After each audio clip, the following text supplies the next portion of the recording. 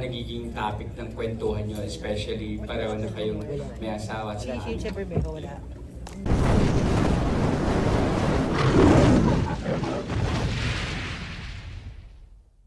Topics namin yan. Oh, dati na kailang baso ka.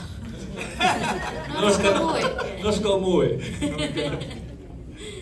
Kaya di ba na, mas Kailang malalim. padede ka. Ganyan. Ano nung bagong tricks? pero sa trabaho, ano na yung mga na-discover nyo ulit sa isa't isa with this series? Iba na naman to eh. Tingin ko iba na naman to sa dami na ng pinagdaanan namin, from light to romance to comedy to gag show. Ito, itong huli I natin. think ito yung pinakaseryoso nating, or darkest siguro, no? Na nagawa. oo. Na, hindi kami nagigitian. Nag-romcom na kayo, Oo. nag-ano eh, di ba? Magaling tong project na to para sa amin kasi mas natitest pa namin yung isa't isa. Gaya nga na sinabi ni Angelica kanina na hindi na kami yung tipo na magkakapaan pa paggagawa ng scene.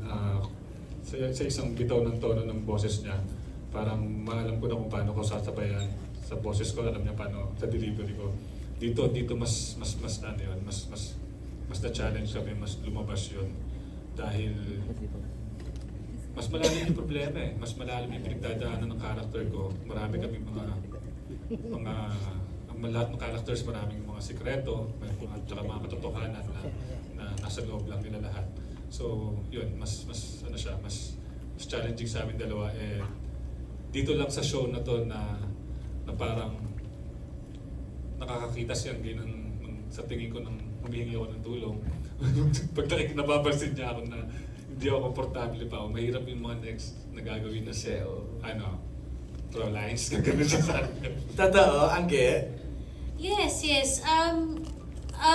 Siyempre, team kayo, di ba? Hindi lang sa amin, sa buong cast naman din, ganun. Alam mo kung ano yung mga mahihirap na eksena and actually, oo nga, parang ito yung first time, ay hindi naman first time, hindi. May mga ganun naman kami. Pag alam namin na medyo crucial yung mga eksena, binibigyan namin ng space yung isa't isa and then kapag ready na, then tsaka ko lang, parang ganun yung rapport namin dala. I would usually approach kung ready ka na, parang ready ka na ba mag-throw lines, pag-usapan kung ano yung mga parang saan to papunta, ganyan.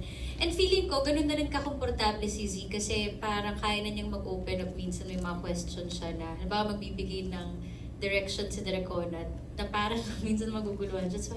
So ano yun? Anong gagawin ko? Parang, hindi. Feeling ko ka lang. Mas ganito lang. Yung kalmado ka lang talaga. Tatay ka lang. Yung, wala ka munang gusto ipakita. Alam mo yung gano'n? Siguro noon mas may ego pa na, baka pag nagtanong ako, sabihin hindi ko kaya yung eksena. And ngayon, we're very comfortable with each other. Kahit ako, ganun din ako sa kanya. Kapag kami mga agam-agam ako, parang, tama ba yun? Okay lang ba yung ginawa ko? Kasi nga siguro, parang package deal na kaming dalawa eh. Lagi na lang kaming nakikitang magkakasama sa isang project eh. Pero extra challenge siya sa inyo pareho na syempre meron kayong anak na di ba, na may disabled, deaf and mute.